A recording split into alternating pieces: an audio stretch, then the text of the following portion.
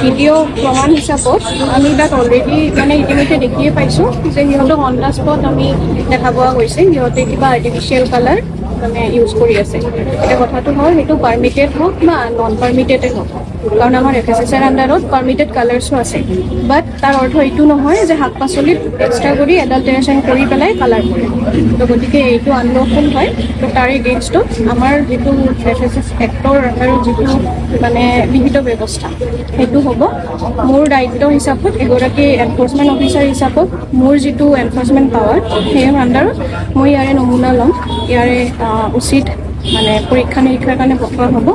আৰু লগতে যিহেতু আমাৰ তাত ভিডিঅ' মানে ভিজুৱেল আছে, তাৰে প্ৰমাণ আছে আমাৰ, তাৰে ভিত্তিত এতিয়া যিমানখিনি ষ্টক আছে 15 বেগমান যিমান আছে সেইখিনি আমি মিউনিচিপালিটি পৌৰসভাৰ লগত আৰু পুলিচ প্ৰশাসনৰ সহায়ত এই গোটেইখিনি পাব্লিক হেল্থৰ ইণ্টাৰেষ্টত আমি আজিয়ে যিমান সম্ভৱ অথবা কাইলৈৰ ভিতৰত মানে এইখিনি আমি নষ্ট কৰাৰ ব্যৱস্থা কৰিম। আচলতে এই যিটো কালাৰ দিয়া হয় এইটো একচুৱেলি দিব পাৰে নে নোৱাৰে মানে মই সেইটোৱে কৈছোঁ, পাৰ্মিটেড হওক বা নন পাৰ্মিটেড হওক, পাৰ্মিটেড কালাৰৰো আপোনাৰ ফুড কেটেগৰী ডিচাইডেড আছে, বাট শাক পাচলিত যিকোনো শাক পাচলিতে আপোনাৰ আজি কেঁচা জলকীয়া হওক, পটল হওক, কিউকাম্বাৰ হওক, যিয়ে নহওক কিয় এতিয়া আমাৰ নন পাৰ্মিটেড কালাৰ কিছুমান থাকে। এতিয়া গ্ৰীণ হয় যদি ইয়াতে নিশ্চয় মেলাকাইট গ্ৰীণ থাকিব পাৰে, নাইবা পাৰ্মিটেড কালাৰত আপোনাৰ FCS গ্ৰীণ থাকিব পাৰে, বাট পাৰ্মিটেড হ'লেও কথাটো এইটোৱে যে এলাউড নহয়। তো গতিকে যিহেতু এলাউড নহয় সেইটো কাৰণে সেই হিচাপতে বিহিত ব্যৱস্থা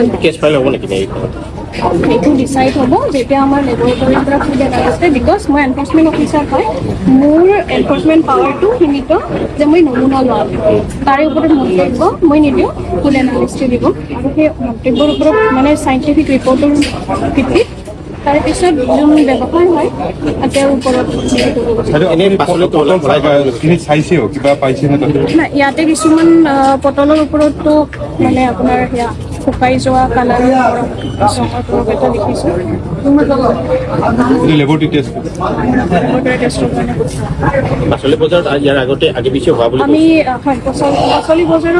ইয়াৰ আগতেও যদি এনেকুৱা হৈছে, বাট কথাটো হ'ল কি আমাৰ যিখন চাৰ্ভিলেঞ্চৰ কাৰণে FSW গাড়ী আছে, সেই FSW গাড়ীৰ জৰিয়তে যোৱা বছৰো তাৰ আগৰ যেতিয়াৰ পৰা লঞ্চ হৈছে আমি পাচলি বজাৰত আৰু বিশেষকৈ গাখীৰৰ বজাৰত আমি এই পৰীক্ষাবিলাক কৰোঁ।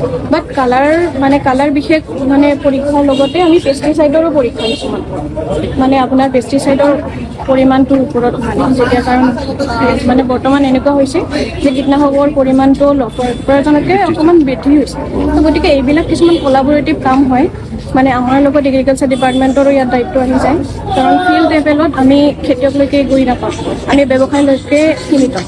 তো গতিকে গুৰুত্বপূৰ্ণ বিষয় হয় আৰু ইয়াক লৈ আমাৰ খাদ্য সুৰক্ষা বিভাগো তৎপৰ হয়। গতিকে আপোনালোকৰ ফালৰ পৰা আমি সহায় বিচাৰিম যাতে আমি কামখিনি ভালদৰে কৰিব পাৰোঁ। বজাৰত আৰু এটা কাৰ্বাইড দিয়া আম সেইটো সন্দৰ্ভত মই যেনেকৈ আপোনাৰ চাইছোঁ, এতিয়া এইখিনি মই আপোনালোকৰ জৰিয়তে জনাব বিচাৰিম। আপোনাৰ কেতিয়াবা কি হয় যে লেক অফ ইনফৰ্মেশ্যন এৱাৰনেছৰ মানে সেয়াত কি হয় কেতিয়াবা বৰ্তমান আপোনাৰ ইথোফেন বা মানে ৰাইপেনিং এজেণ্ট কিছুমান আছে, সেইবিলাক সেয়া হয় মানে চিন্থেটিক ইথিলিন হয়। আমাৰ নেচাৰেল ইথিলিনৰ মানে সেইটো চিন্থেটিক প্ৰডাক্ট আৰু সেইটো আজিকালি বেছিভাগতে আপুনি দেখিব, বাট সদায় আপোনালোকে পঢ়ি চাব এইটো ইথোফেন বা ইথোফান এনেকুৱা থাকিব যিটো পাৰ্মিটেড হয়। তো সেই পাৰ্মিটেডটো আপুনি পাব চেচে হিচাপত পায়, কিন্তু কেতিয়াবা কি হয় কনজিউমাৰৰ এৱাৰনেছটো নাথাকিলে তেওঁলোকে সেইটো লৈও মানে অকণমান মানে সিহঁতৰ মাজত সেয়া হয় পৰিস্থিতিটো। তো গতিকে মই যোৱাবাৰো চাইছোঁ, এইবাৰো এই ফল মূলৰ পৰীক্ষা নিৰীক্ষাবিলাক কৰি থকা হৈছে। তো এতিয়ালৈ কাৰ্বাইড পোৱা নাই, বাট যদি কাৰ্বাইড পোৱা যায় তো নিশ্চয় কাৰ্বাইডৰ উপস্থিতিৰ ভিত্তিতে তাৰ ওপৰতো এনেকুৱা ব্যৱস্থা লোৱা হ'ব। আৰু ইয়াৰ দ্বাৰাই মই সকিয়নিও দিব বিচাৰিম, কাৰণ যিহেতু আমাৰ ফল মূলৰ মানে আমৰ বিশেষকৈ বতৰ আৰম্ভ হৈছে, তো গতিকে আমি সেইটো বিষয়ক লৈ বেছিকৈ তৎপৰ হ'ম আৰু লগতে কলৰ ব্যৱসায়খিনিকো কৈছোঁ।